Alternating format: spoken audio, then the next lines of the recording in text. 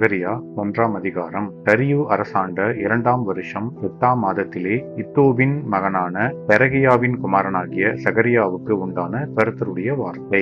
கர்த்தர் உங்கள் பிதாக்களின் மேல் கடுங்கோபமாயிருந்தார். ஆகையால் நீ அவர்களை நோக்கி, சேனைகளின் கர்த்தர் உரைக்கிறது என்னவென்றால், என்னிடத்தில் திரும்புங்கள் என்று சேனைகளின் கர்த்தர் சொல்லுகிறார். அப்பொழுது நான் உங்களிடத்துக்கு திரும்புவேன் என்று சேனைகளின் கர்த்தர் சொல்லுகிறார். உங்கள் பிதாக்களைப் போல் இராதேயுங்கள். முந்தின தீர்க்கதரிசிகள் அவர்களை நோக்கி, உங்கள் பொல்லாத வழிகளையும் உங்கள் பொல்லாத கிரியைகளையும் விட்டு திரும்புங்கள் என்று சேனைகளின் கர்த்தர் சொல்லுகிறார் என்று கூப்பிட்டார்கள்.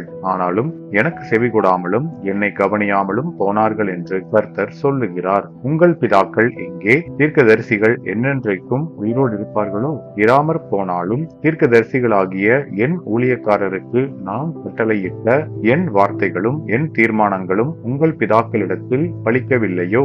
எங்கள் வழிகளின்படியேயும் எங்கள் கிரியைகளின்படியேயும் சேனைகளின் கர்த்தர் எங்களுக்கு செய்ய நிர்ணயித்தபடியே எங்களுக்கு செய்தார் என்று அவர்கள் திரும்ப வந்து சொன்னதில்லையோ என்று சொல் என்றார். தரியு அரசாண்ட 2ஆம் வருஷம் சேபாத் மாதமாகிய 11ஆம் மாதம் 24ஆம் தேதியிலே கர்த்தருடைய வார்த்தை இத்தோவின் மகனான பெரகியாவின் குமாரன் சகரியா என்னும் தீர்க்கதரிசிக்கு உண்டாயிற்று.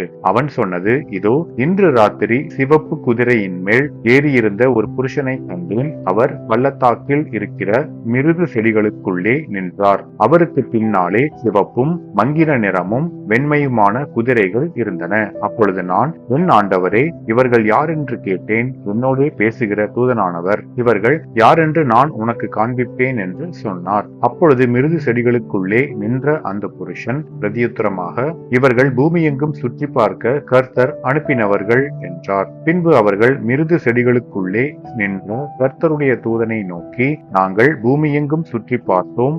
இதோ, பூமி முழுவதும் அமைதலும் அமெரிக்கையுமாய் இருக்கிறது என்றார்கள். அப்பொழுது கர்த்தருடைய தூதன் மறுமொழியாக, சேனைகளின் கர்த்தாவே, இந்த 70 வருஷமாய் நீர் கோபங்கொண்டிருக்கிற எருசலேமின் மேலும் யூதா பட்டணங்களின் மேலும் எந்த மட்டும் இறங்காதிருப்பீர் என்று சொன்னார். அப்பொழுது கர்த்தர் என்னோடே பேசின தூதனுக்கு நல்வார்த்தைகளையும் ஆறுதலான வார்த்தைகளையும் பிரதியுத்தரமாக சொன்னார். அப்பொழுது என்னோடே பேசின தூதன் என்னை நோக்கி, சேனைகளின் கர்த்தர் உரைக்கிறது என்னவென்றால், நான் எருசலேமுக்காகவும் சீயோனுக்காகவும் மகா வைராக்கியம் கொண்டிருக்கிறேன்.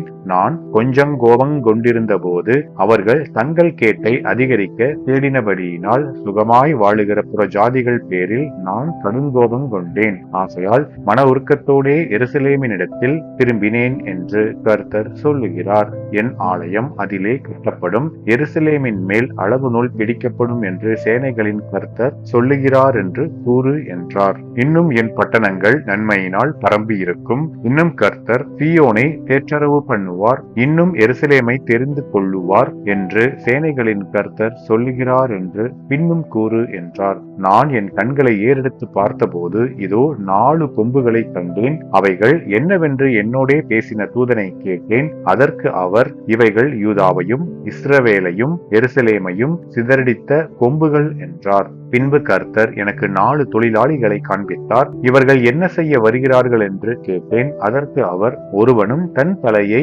ஏறெடுக்க கூடாதபடி அந்த கொம்புகள் யூதாவை சிதறடித்ததே. அவைகளுக்கு பயமுறுத்துகிறதற்கும் யூதாவின் தேசத்தை பாழாக்க தங்கள் கொம்பை எடுத்த ஜாதிகளுடைய கொம்புகளை விழ தள்ளுகிறதற்கும் இவர்கள் வந்தார்கள் என்றார் என்பதே. ஆமேன்.